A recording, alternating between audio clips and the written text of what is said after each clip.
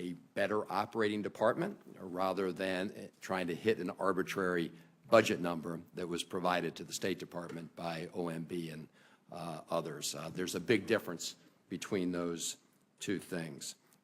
I want to talk to you a little bit about Russia and legislation the Senate will soon take up regarding Russian sanctions. I know that you've previously stated what every intelligence agency has concluded, that there was Russian interference in our elections. Is that the case?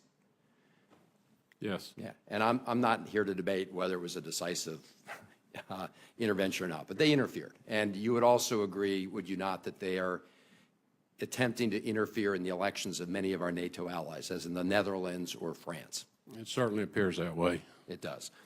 And so would you also agree that Russia would prefer a weaker NATO to a stronger NATO?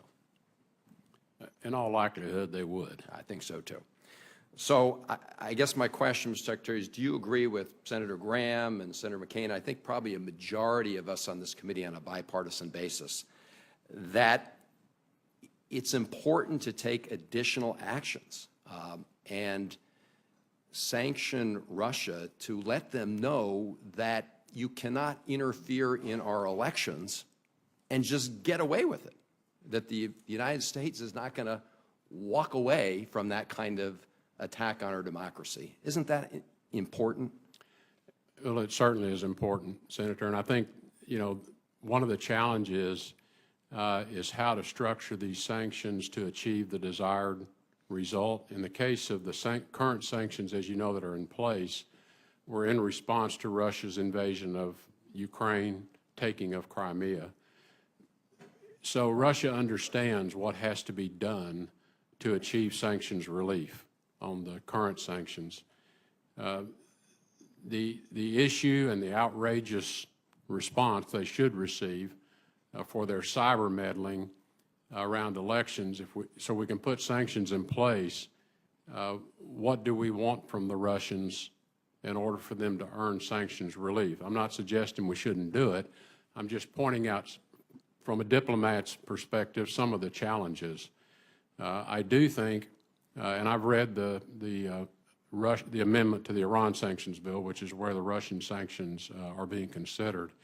And I think there are a few problematic areas within those that I would hope would allow the diplomatic efforts to attempt to make some progress. If we cannot make progress, and I have told others in the Senate when we've talked, I've had conversations with them, I may very well be calling you and saying, you know, the time has come now to do this in order to motivate some movement on their part. So I understand and am supportive of having that kind of ability.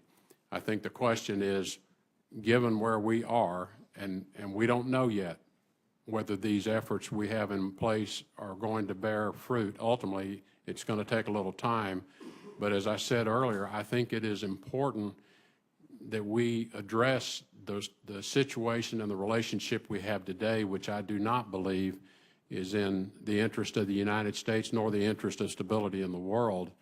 And we can either deteriorate it further or we can try to stabilize and improve it. And right now, this is an effort that is in progress.